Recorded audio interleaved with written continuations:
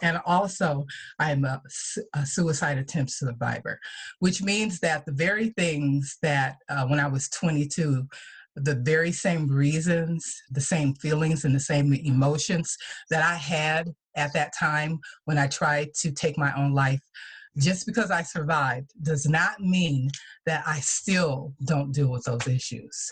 Okay, so let me tell you a little bit about myself.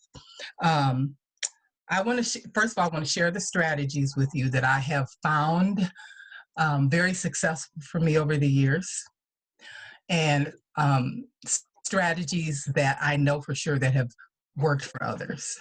So a little about me. I grew up in a household of 5. And for the majority of my time growing up as a child, my mother suffered from chronic depression. So when I grew up, my mother, I didn't get to enjoy my mother, but like many other people did. My mom spent most of her time in bed in a dark room with a cover over her head. And I can remember being a child and longing to just see my mom and spend time with her, and cracking the door open. And there she was, it was pitch black. So that's what I remember. I also can remember my mom having to be admitted in the hospital for her depression. And at that time, we lived across the street from the hospital that she was admitted to. I can remember my father taking me to stand on the sidewalk in front of the hospital and my mother waving at me. I can even remember what my mom had on. She had on a white robe. And I remember her throwing me kisses and waving at me. Those are some of the most effective memories of my mom that really just affected me throughout my life. So that's what I have. And then as I grew up, I suffered from depression. I felt very insecure, very unloved, which led to me always living a life trying to live up to other one's expectations, because I wasn't quite sure who I was. I didn't have that person's lap who I sat on who told me how much they loved me. I didn't have the positive reinforcements. I had no one encouraging me and telling me what was best about me, what my wonderful qualities were. I never had that growing up. So I was very depressed. I was a very depressed child. And even though I didn't realize that's what it was, at that time, I just knew I felt icky. I just knew I felt bad. So I grew up with that.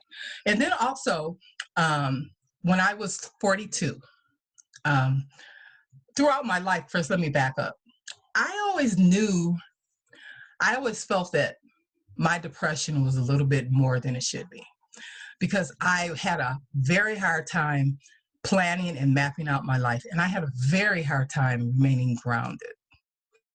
Okay, so life happened along the way, and it really caused me to really, find a good psychiatrist and really find out, okay, let's talk. And it was at that time I had an amazing, amazing psychiatrist. And she asked me, she said, has anyone ever told you you had bipolar 2 disorder? And I'm like, what's that? And she said, when you have, there's normal bipolar and then there's bipolar 2 disorder, where you have more lows than highs. And she explained that to me. And I want to be honest with you, it was a game changer for me, because I was able to do my research and figure out what the symptoms were, what other people were doing to survive it. And it helped me learn a lot about me, and it filled so many pieces of the puzzle for my life. It really, really did. So I just want you to know that that's what I bring to the table today, is my lived experience. That is my expertise, my lived experience. So many of you may ask me, where did you get the term illuminated, Jeannine? What does an illuminated woman mean? Um, and not only that, I mean, I know we have men in the group. What illuminates a person? What makes you illuminate? What makes you shine? Well, some of the elements that I think that really describe that person that lives that illuminated life is that person is purpose driven. Okay, you use your power to always slay fear.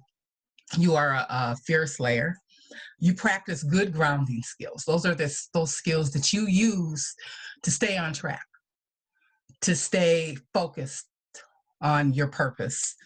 You execute healthy grounding skills. You find those things that work for you that are healthy, like self care, other elements that you use to really um, let go of those things that are holding you back.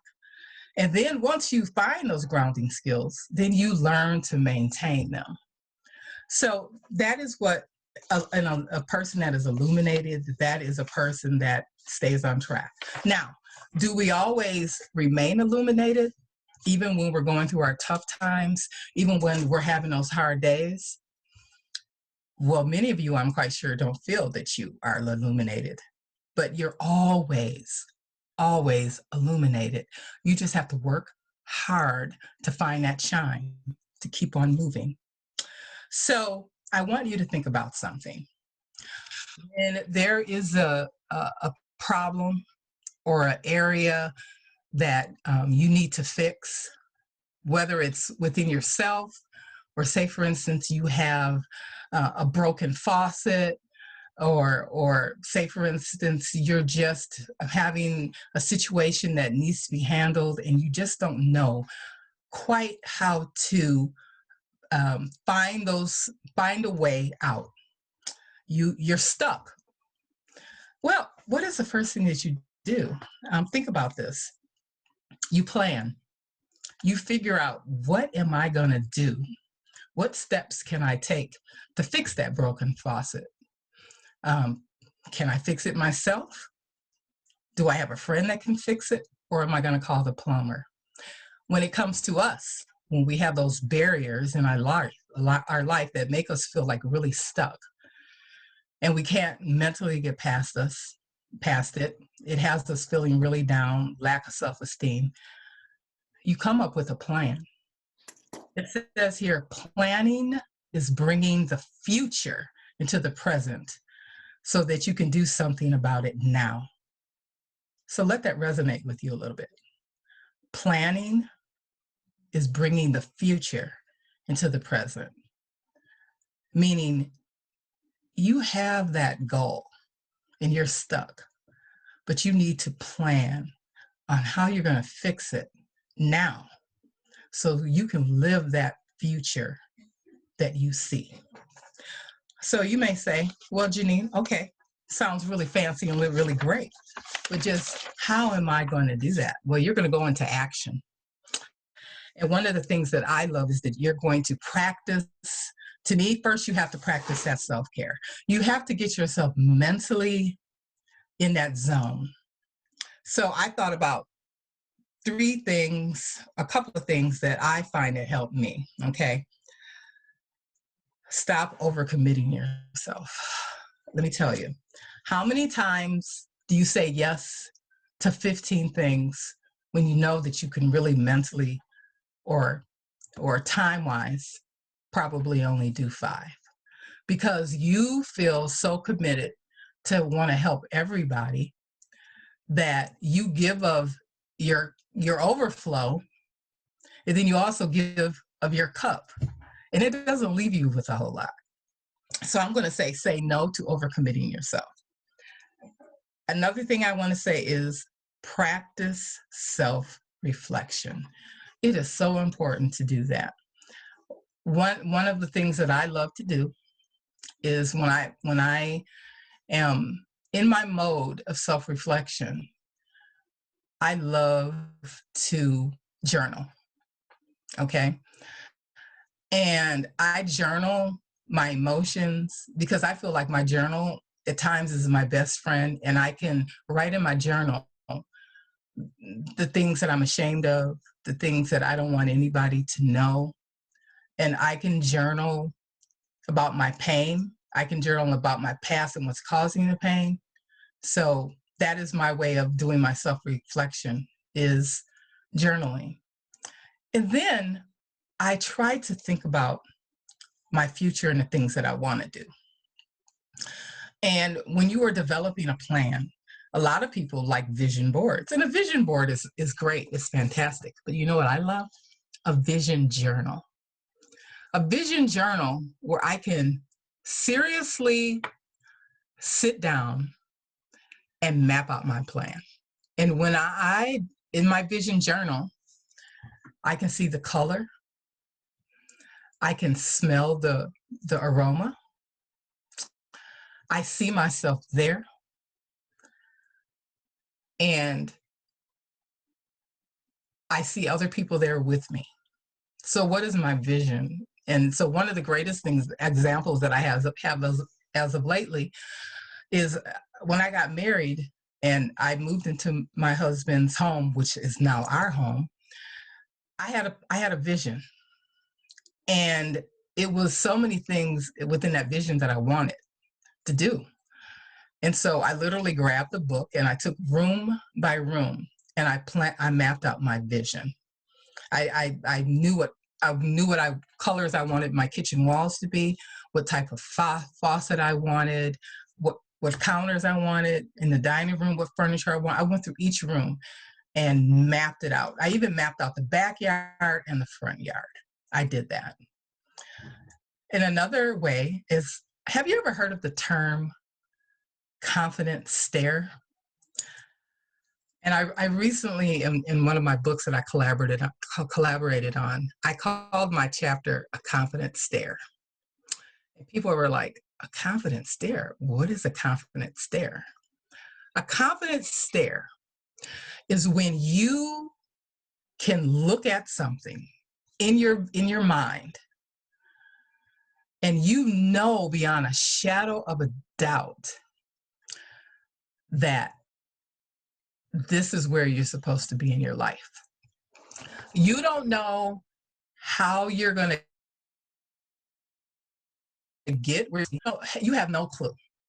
You just know that you're going to do it. And sometimes you don't have a plan, but through time you see what your course should be and you develop that plan.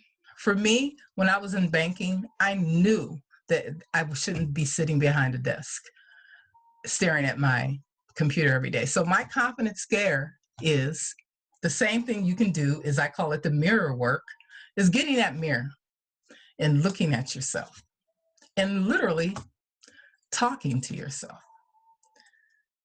If you stand in front of a crowd, in front of a motivational speaker, you get motivated, right? Well, the best person that can motivate you is yourself. So I used to look at my computer every day, just like this, and I look at that computer and I would stare at my computer, and in that computer, to me, it represented every client I had, every file I had, and I would literally stare at my computer, and this is what I would say to it.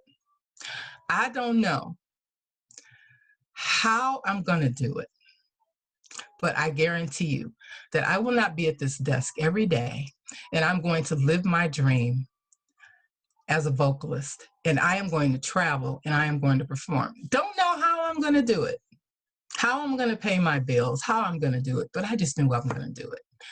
It's the same as looking in the mirror and telling yourself how amazing and how wonderful you are, and mapping out that plan and figuring out what you're going to do. So map out your plan. Know what you want to do. Okay, so once you do that, you have to practice your grounding skills. And what are your great grounding skills are going to be? Your grounding skills are going to be what you know works for you. One of the things that I love about the grounding skills is that in order for you to have those grounding skills, there's a couple of things that you have to get rid of. You have to first start using the tools that you know that you have. Use those tools that you know that you are good at. Change your mindset. Change your way of thinking. get a new replay in your mind. And one of the really great things that you can do is you can use a victory log. Okay, we've heard of the gratitude journal. A victory log is amazing. That is where you sit every day and you write down all your successes.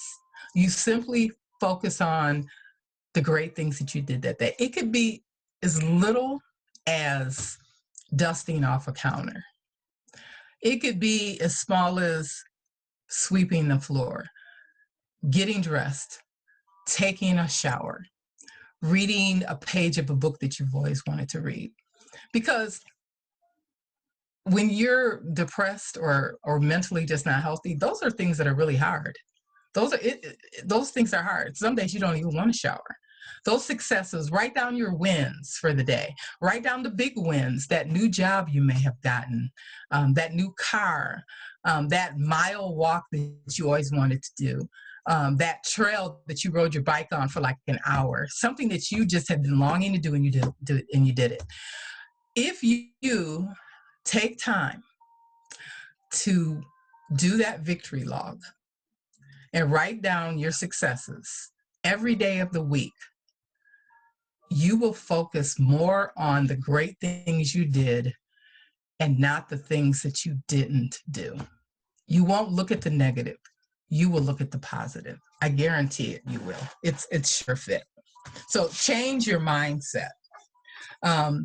So because you have that power over your thoughts. And for some of us, I do strongly believe, and I use the word some, that you have that power over what you're thinking. And for some, it may be harder than others. But I have faith that you can do it. So that's what you want to do. You want to get those good, very good grounding skills. Another great grounding skill, meditation. Meditation, which is different than a confidence stare. Meditation is just sitting and just thinking and being mindful of where you are, living in the present, not worrying about the future or what's behind you. The future is not here yet, and what's behind you is gone. You have now. So meditate on now. Be in the present. That is always, always, always helpful to do.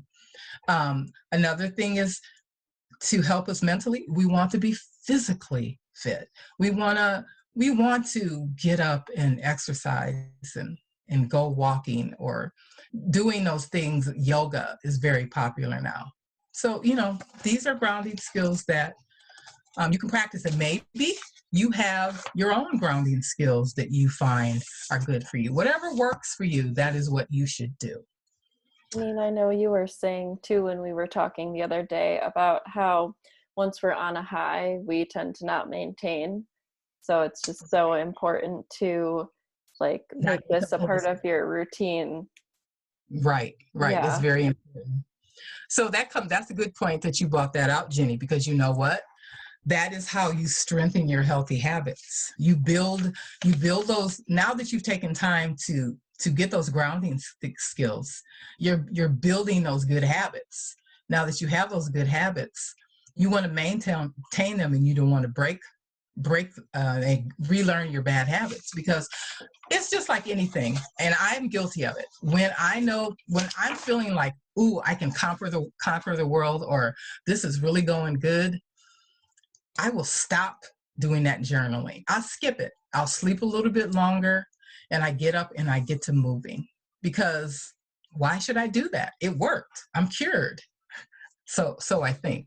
So you have to strengthen those habits by continuing to do what it is meant for you to do. Example, if you are diagnosed with high blood pressure, or you're diagnosed and you're a diabetic, and your diagnosis, you don't stop taking your medicine. Physically, you don't stop doing anything that the doctor recommends that you do. So mentally, you don't want to stop doing those things that are helping you. You want to continue to journal.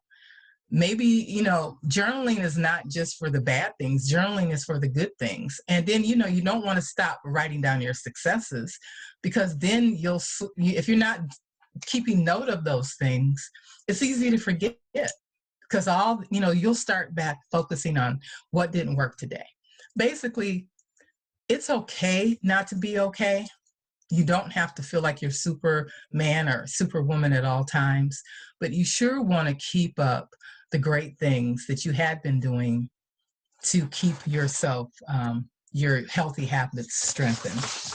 And so one of the things that I think is really important about strengthening your habits is learning to be confident. Confidence is huge. Confidence is huge in maintaining and strengthening your healthy habits. So it goes back to that victory journal that I said. Look at what you have achieved. Look at your successes and look what you've achieved. Think about what you're good at and forget about what you're bad at, but look at what you're good at. And then the things that you think you're bad at, you will soon realize that you're good at that too. So do that too. Don't allow other people to define your worth. You are you, they are who they are. Everyone is different. We all have our special qualities. Don't compare yourself to other people, and don't look at someone else that may be doing a little bit better than you and use that to define who you are. And how do you become confident, like right now, like right today? I'm going to tell you, it is important that you watch who is in your mix, who's in your tribe, who are your friends. You want to pick people that are going to uplift you.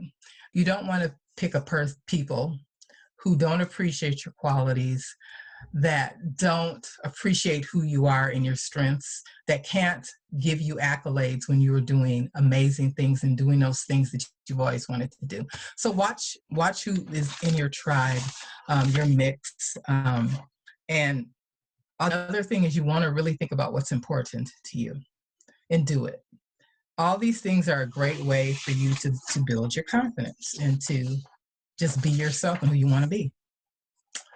Let's talk about purpose. Knowing your purpose gives you the drive to keep going. Believe in your heart that you're meant to live. Oh my, everybody's blocking my words. What does it say, Jenny? You read it for me, Jenny. I'm sorry. I'm like, where is my mute button in all of this? Oh, wait, I should really learn how to move the people around. Believe in your heart that you're meant to live a life full of passion, purpose, magic, and miracles. Roy T. Bennett. Okay, so think about that. Just believe in your heart. Just know that you're meant to live a life full of passion, purpose, magic, and miracles. And you know that one thing that you're supposed to be doing. You know, a lot of people say, I don't know what my purpose is. I don't have one. Many people will say, Jeannine, you automatically know what you have. You can sing. You're good at talking in front of people. I don't have that. Everyone has a purpose. You were born with a purpose. And usually your purpose is that one great thing that you love to do. Maybe you love to bake. Maybe you make the best chocolate cake in the world or the best peach cobbler. Maybe you are very good at putting clothes together. You're a designer and don't even realize it. Maybe you're just good at giving hugs and loving people and telling people how great you are. You're a motivator and you don't even realize it. When you are purpose-driven, it gives you more of a base and a foundation to be mentally healthy, because when you are feeling not so okay, it's a goal. It's something that you have in your life that you're going to say, I have to get back to that. It's going to give you drive. So we all have a purpose. I challenge you, if you don't feel you have a purpose, I challenge you to take time to discover who you truly are.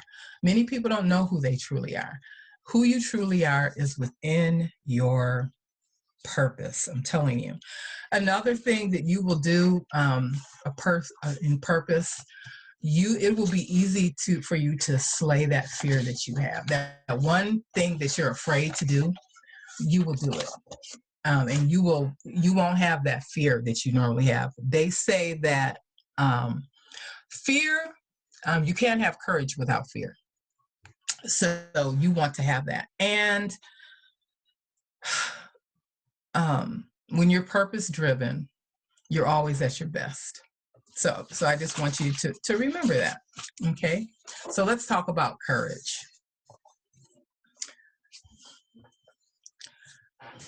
So this is a quote that I came up with because one day I thought about to myself, Jeannine, what is courage? Because I have found myself learning to have lots of courage. So courage is having your eyes closed, opening a door to the unknown, and then walking through it.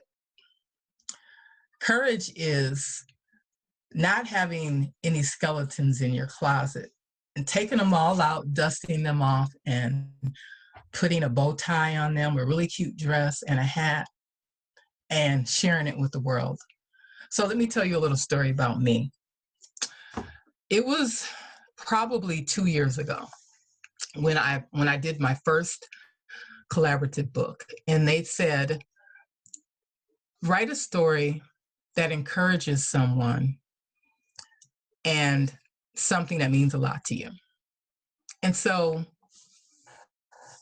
I thought, and then what I decided to do is I decided to have courage enough to talk about things that I would never talk about, things that I'm ashamed of, something that I would never admit to anyone. And for me, it was my suicide attempt, which is something I want you to know that reliving that whole experience was very painful for me and very hard for me. And it opened up a can of worms, and it took me on a whirlwind of emotion that I never imagined that I would go through.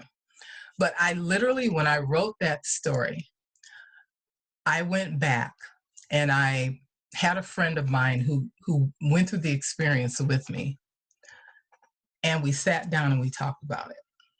And I was able to literally take myself back to that room and hear everything that was going on. And just, it was almost like someone picked me up and put me in that situation again. And so I found myself there. And I want you to know, sharing the story about my suicide attempt and then going on a talk show that is heard all around the world and sharing my suicide attempt, sharing my diagnosis, and sharing my journey with being on medication was the most humiliating feeling in the world. But I knew that it was something that I had to do and that had to be done, because I needed to empty myself out of that pain, because it was surfaced. I had I had taken it and buried it. I didn't deal with it because when it happened, my parents, I was told that I wasn't supposed to talk about it and that I shouldn't tell the family about it. And that's not something that I would ever want to share with anybody, because people, when they find out your bad things, when they find out and you share it, they treat you differently because of that stigma that is out there in mental illness. And you do have some people, unfortunately, that look at you different. They react to you differently. They relate to you differently, and they don't hold you in a high regard that they normally would have once they find out about your issues. So what I want all of you do today is I want you to have courage. I want you to have courage to live your life unashamed. I want you to have the courage to tell people about the things that you would never talk about. Because you know what? Since I did that, I have helped so many people. And when you have a lived experience at something, people value that. And having courage could lead you to a path to your purpose that you never could imagine. Today, I had, when I say today, I mean today as in my life now today, I've had many amazing experiences. I had a doctor call me from the Milwaukee Medical College, and he was a psychiatrist. And he called me out of the blue one day and he said, Jeannine, I heard that you are a suicide attempt survivor. And here at the Milwaukee Medical College, we are trying to come up with a cohort or a group that can help our employees, because we've had 2 people try to take their own life. And he said, could you help us? I was flabbergasted. Here is a psychiatrist that has his doctorate in psychiatry, and he wanted me to teach them how to understand suicidal ideation, and to understand what's going through one's mind, and possibly what is a person feeling. I was honored. So when I did that, I was on a group Zoom just like this one with over 100 medical professionals from all over the world. They were pharmacists, they were psychiatrists, they were head of hospitals, and they came to me, and asked me to help them. It was the most rewarding experience that I've had to date. And I was able to share. I dug deep and I shared everything with them. I told them they were allowed to ask me anything that they wanted. They should not be ashamed. Just ask me. The next day, I received an email. And in the email, the doctor told me, the psychiatrist, he told me, Jeannine, you don't know how much you helped us. You have given us a plan and an outline for our group. You have taught us what we need to do to help our employees, because we don't want to lose anyone else to suicide. So having courage can lead you to your purpose and lead you to that vision, a vision that is there that you never even imagined. So I want you to think about that. So in closing, this is what I want to say to you. 2 things I want to leave with you. Everyone on this call, on this Zoom call, no matter what color you are, no matter what gender you are, no matter what background you're from, we all have something in common that's so amazing. And this is it. We were all once these beautiful little babies that were born into this world. And we were so innocent, and we still are in a lot of ways, but we were these tiny, cute little babies that people just loved and adored. We all have that experience. And we also have the same experience that life happened along the way. And we wound up in places that we didn't deserve to be. We wound up in places that our parents never imagined that we would be. And when we were born, those beautiful, innocent babies, we were born with power. We were born with so much power to conquer the world. And life took that, has tried to drown that power out in our souls by making us feel that we're not enough. Okay? So I want you to remember that. And then I don't want you all to ever forget this story. There's this girl that we all know. We all know her. And I can't imagine that we all don't all know her. And she was around 12 years old. I'm going to say her a little older. And she woke up one day and she was just in this totally different world. And she traveled. And through her travel, she had this vision of this person that could help her get out of this world that she was in. And through the course of the time of her going to see that light that everyone told her would help her, she ran into a wicked witch. She ran into some monkeys, and they were all trying to harm her. She met her tribe. She met a wonderful lion, a tin man, and a scarecrow that loved her and adored her. And they all were seeking something.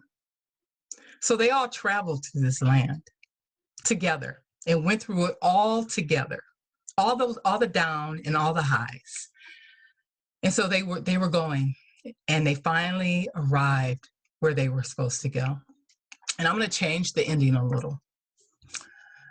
And when they went to see the Wiz, because they thought Dorothy just knew that the Wiz was going to get her back home to her Auntie Em and her uncle. And I want you to remember the words that he said.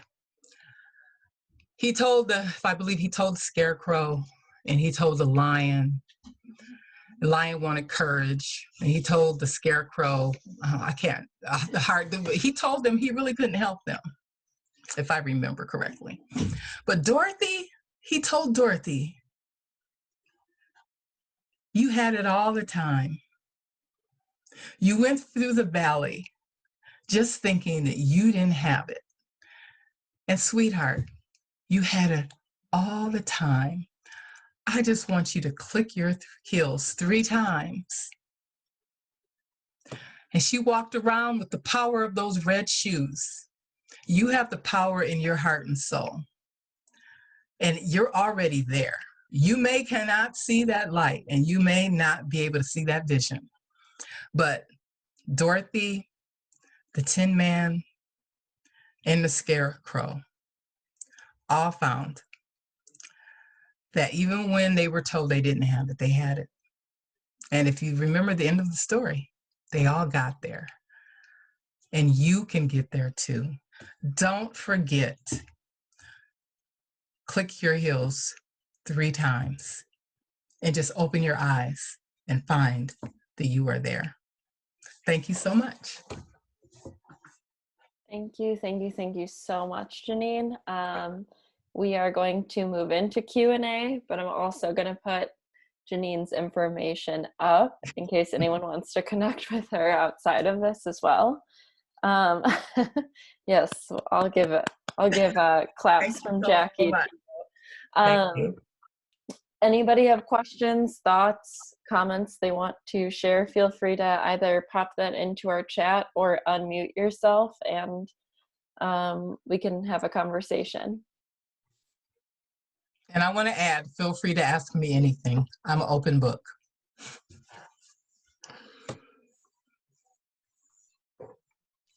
Linda, do you have a question? I saw you were off mute. Oh, no, I was. All right. No worries. No, I just want to although I do want to tell Jeannine that I really enjoyed that and appreciate your help too. Thank you. Thank you.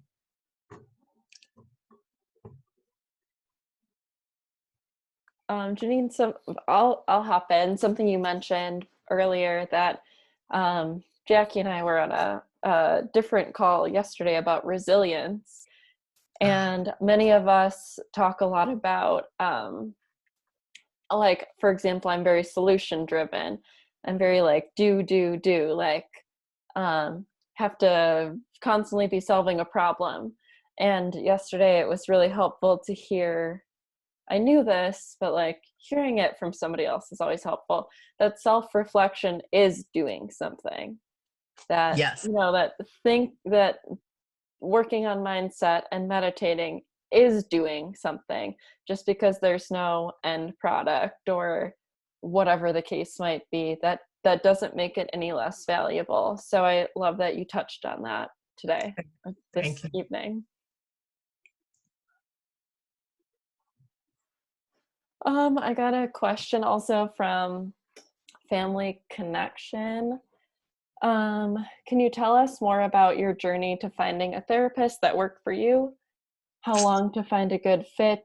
It can be an expensive search. Wow. Okay, so first I want to say when I was in my 20s, I went to a therapist on and off. And I'm going to tell you, I didn't see the value of me going to one then. And it was easier back in the 80s, I believe so, to find a therapist.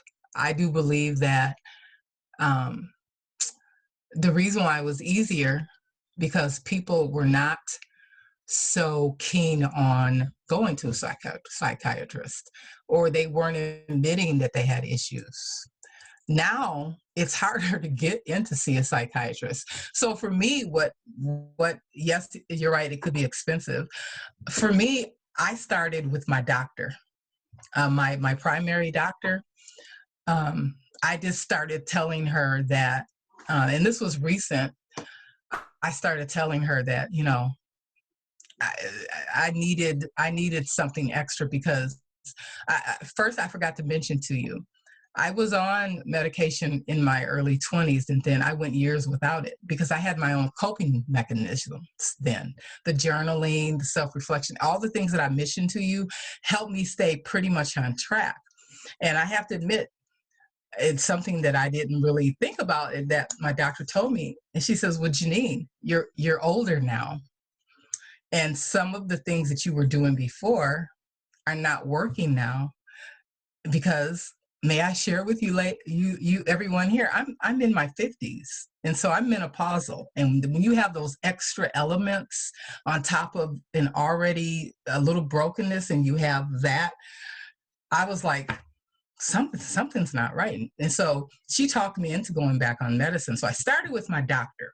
And so, I digress. I'm sorry. So to answer your question, going about finding a good therapist, my doctor recommended one. She recommended 4 or 5 of them. And what I did is I went online, I read their bios, and I thought I found someone that I felt would be a good fit for me just from going out there, reading their bio. And there's a website you can go to and find, they do like, they recommend, or they tell you their experience with the doctor. And so that's how I chose mine. And that's what I did.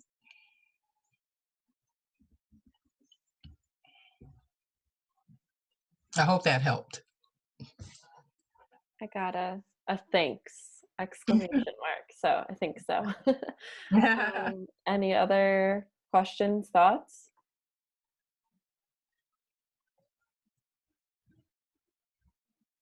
If not, we can hang out for a few minutes just in case. But otherwise, I want to thank everyone so much for attending. And thank you again, Jeannine, so much for being so courageous and telling your story.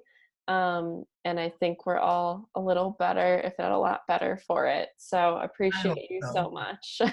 Thank you for the opportunity. Thank you. Awesome. Thanks, everyone. And feel free to stay on if you have other questions for Jeannine. Otherwise, we'll hopefully see you at an event soon. Okay.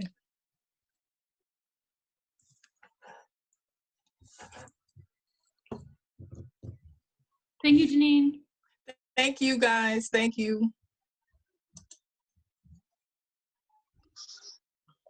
Thanks, Jeannine. Thank you. And you're welcome.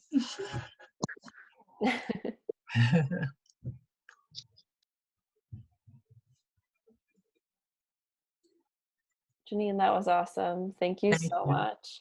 I know we talked about your slides and we walked through it, but hearing your story is just really powerful. Thank you. To have you be so open about it is, like Jackie was saying, so refreshing. So, well, especially when we're like all stuck at home and kind of like feeling really, I don't know, boxed in a little bit. Right. So yeah. I'm hanging out in case I see 12 people are hanging out with us, in case they want to ask me anything. Oh no, there's 5 people. I'm sorry. I thought that Oh, was 12 good. in the chat. I'm hearing, Jenny, I'm seeing a lot of praise. Jenny, I'm hoping that you will give me feedback and critique. Don't be afraid to email me. At this point, I'm riding a high. I thought that was just really awesome. Thank you. I'm recording this. Obviously, I can have our designer cut it just so it's a little bit more usable for you, so that we're cutting this chatting at the end. Okay. And we can start right away. But yeah, it was great. I have nothing comes to mind. I just thought it was really great and very actionable. I tried to keep the flow going. It's like and then I was wondering, do I have these slides in the right order? Should I swap? And I'm like, just leave it the way it is, Jeannine. All right, everybody, I'm gonna go. I love you all. Bye, Rebecca. Bye. Thanks so much. Bye. Bye-bye. Now I gotta find the link.